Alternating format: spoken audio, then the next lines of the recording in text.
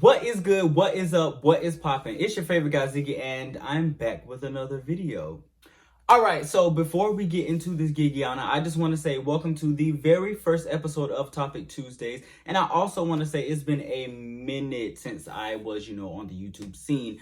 I've been gone for about 2 years. I want to say I think my last video upload was 2 years ago, so I've really just been MIA with the pandemic and everything going on, me going through my junior year of school. I'm actually in the last week of my junior year, so I'm really excited about that.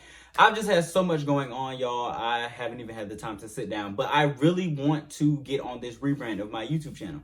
So we're going to start off that first video of the rebrand with Topic Tuesdays. Without further ado, let's get into this video. All right, so the first topic that we have on the docket, I noticed that a lot of these topics are pop culture topics or related to social media biz or whatever. The first topic that we have is the City Girls versus Lil Uzi versus 808 Mafia versus all the City Girl fans.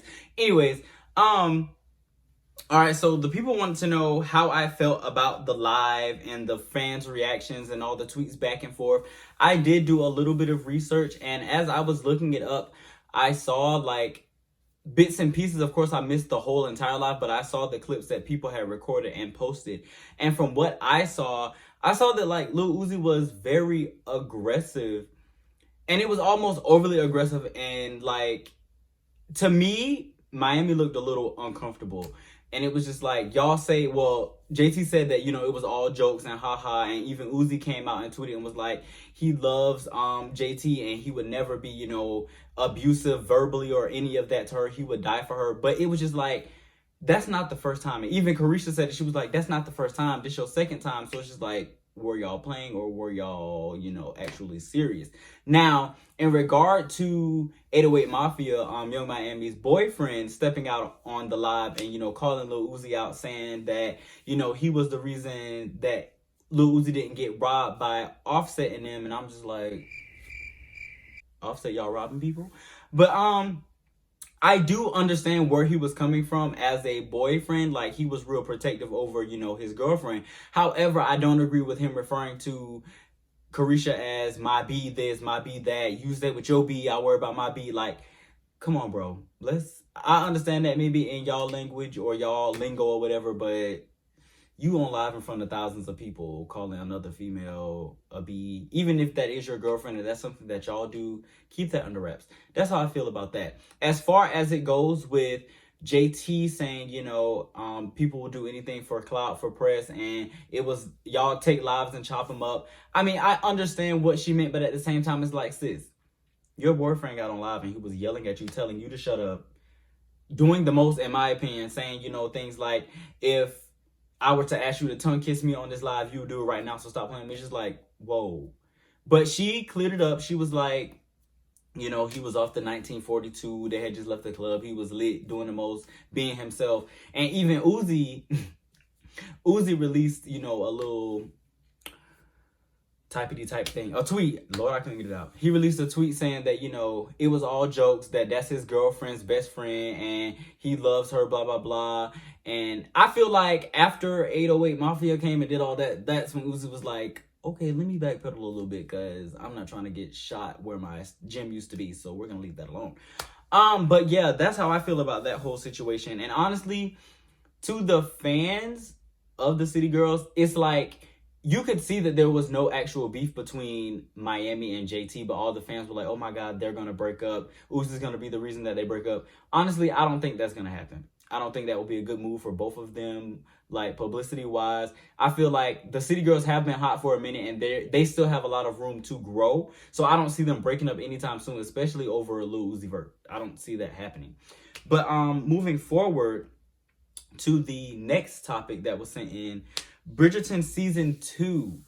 Now, Season 2 is supposed to be released sometime soon. I'm not sure exactly when that is going to be. But word on the street is that the Duke is not returning. So my thing is, if y'all built the show around the Duke, and Lord, her name is slipping me right now, I can't think of it. Y'all built the show around these two, and they're, adventure on falling in love with each other, you know, after the whole sham or whatever. Y'all built the show around that, and then you're telling me that he's not going to be in the show anymore. So where's the storyline going to go from here? I definitely feel like that's a bad move if that is true, because I don't know if it's actually factual. It's just rumored, but I'm not sure. Yeah, if that was to actually happen, where is it going from here? Like, what do you have to bring to the scene now? Because it's like, okay, everybody's fell in love with the Duke. Even when the show first came out, that's all people were talking about. They weren't really talking about the other characters besides Lady Whistledown, excuse me. They weren't talking about anybody else. I mean, it was like the Duke, there's the Duke that he got the most, you know, he was the most trending on Twitter, so on and so forth. So it's just like, if you take this man out of the show, what are y'all gonna do? What is the storyline gonna be? What is the plot? Yeah, I don't think it's a good call. That's just how I feel about that one. Will you guys be tuning in? That's a question. Comment below. If the Duke does not return to Bridgerton, will you still be tuning in? Yes or no? All right, moving forward. The next topic, I'm really running through these. The next topic that we have is Demi Lovato. Now, Demi Lovato recently released her documentary, Dancing with the Devil. And it's another part of it. Is Dancing with the Devil a start? I don't know. The Art of Starting Over. That's what it is. Dancing with the Devil, The Art of Starting Over. That's the name of the album. And the name of the documentary was Dancing with the Devil, I think. So I haven't watched the latest part, but I have watched the other two parts, I believe. Yeah. And I also saw the music video to Dancing with the Devil. I haven't had the time to sit down and listen to the whole entire album that she released this past Friday, but I did listen to a few songs. Some of them were, you know, bops. Some of them were flops, in the words of Zach Campbell. I'm actually waiting to see him react to that. But yeah, the documentary, very emotional. I was almost on the verge of tears watching the documentary. She definitely opened up a lot about, you know, her overdose and her struggle with sobriety and all of that. And I feel like that was very important for her to do, not only for her fans, but for herself, like getting that out there, letting people know what happened. And this was like 3 years ago, because the overdose happened in 2018. So for her to be, you know, comfortable enough to put herself out there and show the world exactly what happened, how it happened, who was involved and all of that, I feel like she's very strong for that. She also had the live stream of the premiere. I feel like that was good. She performed some of her songs from there. The live performances were pretty good. I mean, Demi's a singer anyway, so I knew she was gonna kill. But the touching base on the music video for Dancing with the Devil, traumatic. If you haven't seen the music video, you can definitely go ahead and see that. I'll pause, go watch that, and then come back. All right, so with the music video, she relived the whole entire overdose. And y'all, watching that for the first time, I was like, okay, yeah, you went through it. Like, through it. Especially, I would advise, if you're going to watch the music video, watch the documentary first and then watch the music video, because once you have the backstory of the overdose, the video is that much more powerful. So I see why she released it in the sequence that she did, because she dropped the documentary first and then she dropped the music video. And I think that was a pretty good, you know, tactic, because it definitely drew a lot of attention to the situation.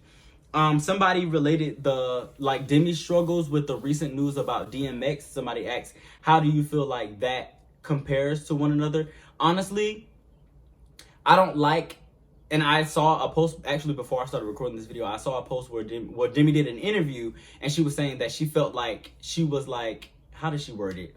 Something about being guilt tripped, or I don't know how she worded it, but she was saying that being that she has been a victim of overdose, she feels like it's always attached to her when another celeb or another celebrity overdoses and so on and so forth. So I definitely feel where she comes from, because it's like, just because I went through this doesn't mean that you have to ask me about every other celebrity who's going through the same thing. Yeah, I want to be an advocate, but I feel like I shouldn't have to, you know, if you're here to interview me, we shouldn't have to talk about somebody else's struggle. That's somebody else's story to tell. But with DMX, I am praying for his recovery. His overdose was very traumatic. He was brain dead, I believe. Yeah, he was brain dead. And they said he's doing better. I'm not sure if that was rumored or if that was actual, like, credible news. But yeah, word on the street is that he's doing better. So that's really good to hear. I do believe that there is a prevalent issue in the industry with drug abuse. And what I mean by that is a lot of people who are in the limelight can't handle that limelight. and they use drugs to try to cope with the, overwhelmness. Is overwhelmness a word? The overwhelming feeling of that fame. So I definitely feel like drug overdose and drug abuse is something that we need to shine a light on in the industry, because a lot of people showboat about getting high and doing drugs, and it's seen as something that's cool or something that should be normalized, but in actuality it's something that's affecting the youth, and something that a lot of people are being influenced to do because of these celebrities. So I definitely feel like that's something that needs to be called out. But yeah, that's my take on that. And the other thing I have is the Twitter trend, understanding the assignment. If you haven't saw that, it's basically this thing where people are posting celebrities or actresses and actors who, understood the assignment as far as the role that they were given and how they executed that role. I've seen posts about Chloe and Halle, Denzel Washington, Sarah Paulson, so on and so forth. And I feel like it's a pretty, decent trend from what I've seen. The actresses and the actors who have been, highlighted, they definitely understood the assignment. Me personally, the one who stuck out the most to me was Sarah Paulson. That's my girl. If you watch Sarah Paulson on American Horror Story, that movie Run on Hulu, y'all, that movie is so crazy.